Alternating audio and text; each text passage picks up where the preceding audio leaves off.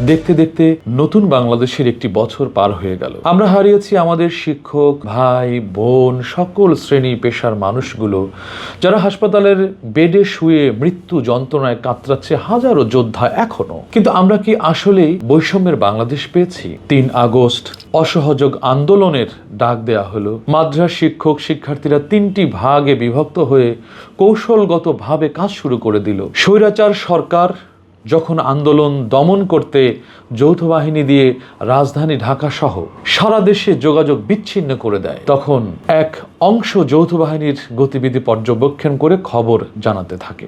দ্বিতীয় অংশ কাজ করে আইন শৃঙ্খলা বাহিনীর আক্রমণ প্রতিহত করতে।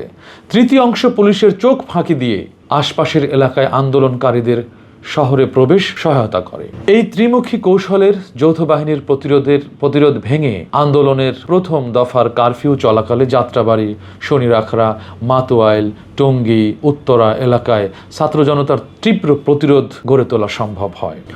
শুধু জুলাই মাসের শেষ সপ্তাহে এবং আগস্টের 5 তারিখ পর্যন্ত শহীদ হন 73 জন মাদ্রাসার ছাত্র।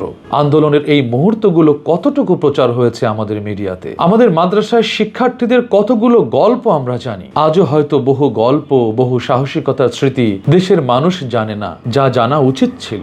তাই রূপ বাংলাদেশের উদ্যোগে আজকে থেকে 4 আগস্ট পর্যন্ত নতুন বাংলাদেশের প্রথম বর্ষপূর্তি উপলক্ষে আয়োজন করা হয়েছে না বলা গল্প, যেখানে আপনারা আপনাদের সেই আন্দোলনের দিনগুলোর গল্পগুলো শেয়ার করবেন। রূপ বাংলাদেশ আপনাদের সেই গল্পগুলো থেকে বাছাই করে আগামী 5ই আগস্ট 20 জনকে বিশেষ সম্মাননা প্রদান করবে এবং রূপের পেজ থেকে সে গল্পগুলো প্রচার করা হবে।